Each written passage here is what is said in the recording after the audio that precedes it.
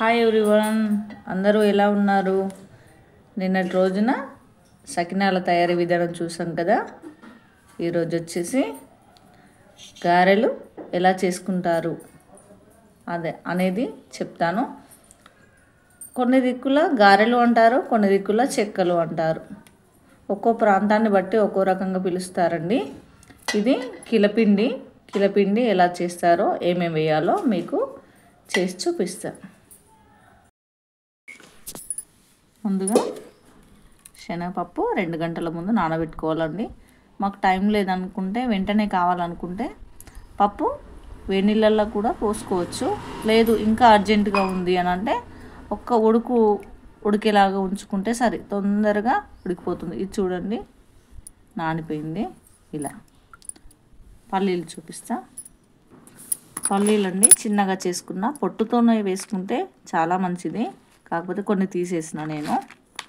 వీటిని వేయించితే అప్ప నుండి వేరుగా అయిపోతాయి, ఊడిపోతాయండి.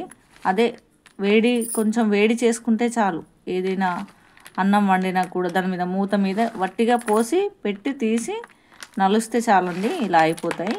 ఇవి అప్ప నుండి వీడిపోకుండా ఉంటాయి.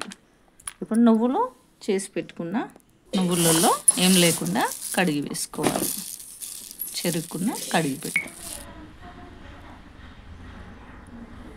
మసాలాకి ధనియాలు, జీలకర్ర, ఇది లవంగా చిన్నగా దంచినండి, అది వెల్లుల్లి, ఉల్లిగడ్డ, వీటిని మిక్సీలో వేసి మెత్తగా గ్రైండ్ చేసుకోవాలి.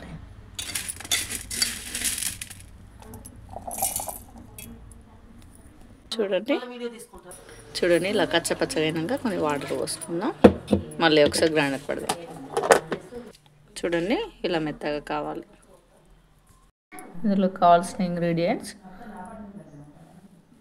ఉల్లికాడలు కొంచెమే ఉంది, అదే వేసాను. మెంతాకు, కొత్తిమీర, కరివేపాకు, వీటిని కడిగి వేసుకుందాం. కారం రుచికి సరిపడంత. కొందరు ఎక్కువగా తింటారు, కొందరు తక్కువగా తింటారు. దాన్ని బట్టి వేసుకోవాలి. ఇప్పుడు ఉప్పు, రుచికి సరిపడా ఉప్పు. ఇందులో కడిగి పెట్టుకున్న నువ్వులు, పల్లీలు, ఇందులోనే శనగపప్పు కూడా, కడిగి పెట్టుకున్న పుదీనా, కడిగి పెట్టుకున్న మెంతి, కొత్తిమీర, ఉల్లికాడలు, కరివేపాకు, ఇవి బాగా కలుపుకోవాలి కలిసేలా. ఇంకొకటి ఉంది, మనం గ్రైండ్ చేసి పెట్టుకున్న పేస్ట్ అండి, ఇవి వేసి బాగా కలుపుకోవాలి కలిసేలా. గారెలు పలపల రావడానికి ఇలా వాటర్ పెట్టుకొని అందులో కొంచెం నూనె వేసుకోవాలి. ఇది మంచిగా మసలినాక కలుపుకోవాలి. చూడండి ఇలా మసలాలి. పొయ్యి ఆపేసి నీరు పోసి కలుపుకుందాం. ఇలా కొద్దిగా పోసి పిండిని అనేది ఉప్పుకోవాలి. మొత్తం కలిపి చూపిస్తాం. ఇలా ముద్దలా చేసుకొని మంచిగా పిసుకోవాలి.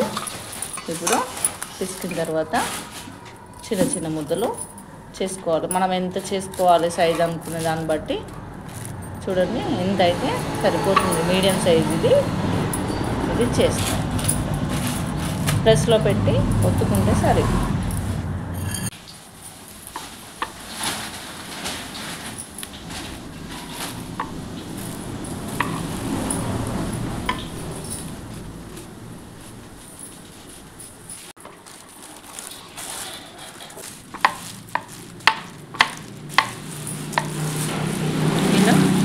ఎటులా ఉందో అటు సన్నంగా అనుకోవాలి. మళ్ళీ ప్రెస్ చేసుకోవాలి. ఇప్పుడు చూడండి అన్ని వైపులా సమానంగా వచ్చింది.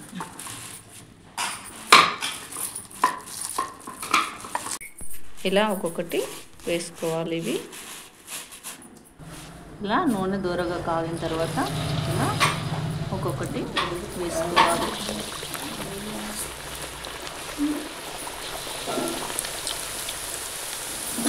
చూడండి, నూనె కాగిందంటే అలా పైనకి తేలుతుంది.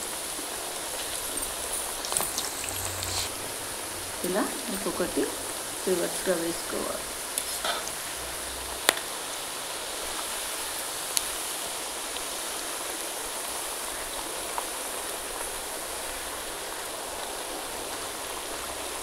ఒక దిక్కు కాలుని ఇంకొక దిక్కు కాలితే రెడీ అయింది. ఇలా దూరగా వేయించుకుంటే తెలంగాణ స్పెషల్ గారెలు రెడీ.